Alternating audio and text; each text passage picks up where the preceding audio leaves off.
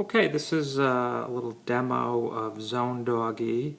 Zone Doggy presently is an MVP, a pre-beta version, but I'll give it a launch and give it a little intro here. So push the Zone Doggy button, and what you'll see, what brings up we refer to as a virtual content wheel. And the virtual content wheel essentially provides an interface for scrolling through frames of content. The number of frames on the wheel can vary, but the initial thinking is to keep it about 40 or so frames of content that will keep you busy enough to, while you're standing in line getting a cup of coffee at Starbucks or something like that. All of the content is zone-based.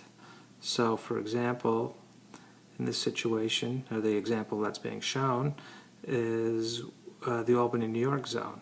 So while you're in Albany, New York, you're going to see frames of content that are of interest while you're in this zone. Now, it's envisioned that there'll be more finite zones, or really broken down almost by neighborhood. So when you go to a neighborhood, you're going to see content about that neighborhood. You're going to see advertising content, businesses that are in the neighborhood that are of interest, possibly social media content, user posts that occurred while they were in that zone, and also curated, or what we call fetched content, such as maybe weather information, maps, ticket sales, affiliate programs, posts from Twitter or other social media sites that are relevant to the particular zone that you're in.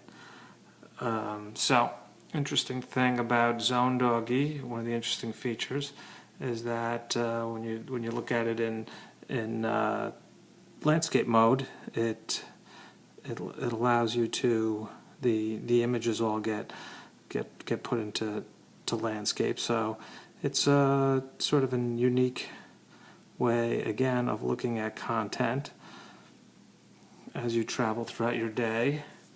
Maybe go to a neighborhood that you're not familiar with, and maybe you're there for an event or an appointment, and you can flip on Zone Doggy and see what else is around.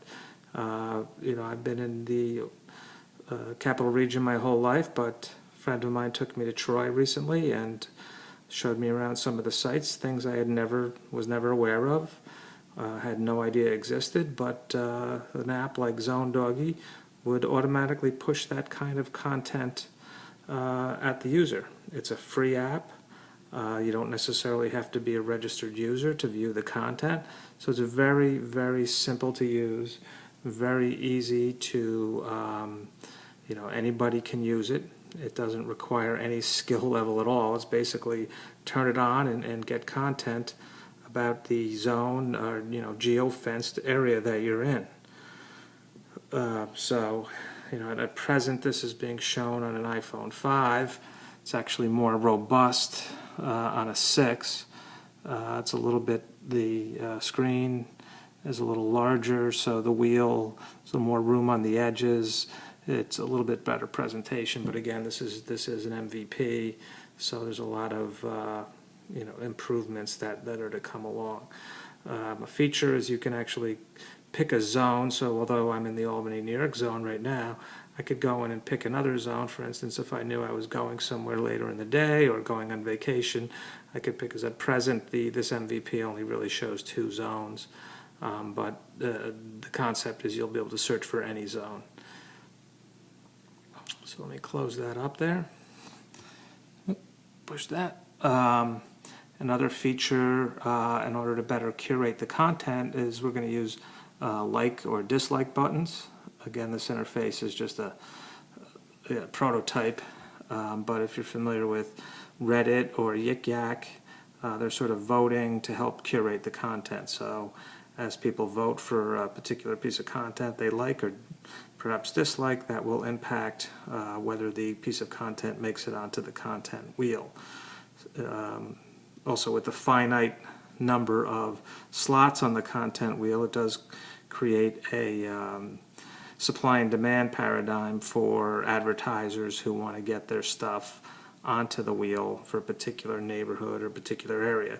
It is envisioned that advertising might initially be free, and as the demand goes up, then so the cost might go up as well to cover the costs for the app. But again, it's the concept is whatever neighborhood you're in, you're going to get unique zone-based content about that neighborhood. And we think the interface is really interesting. It is a patent-pending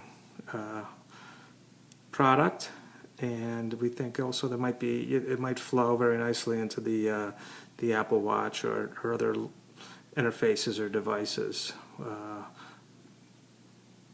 that users might be using.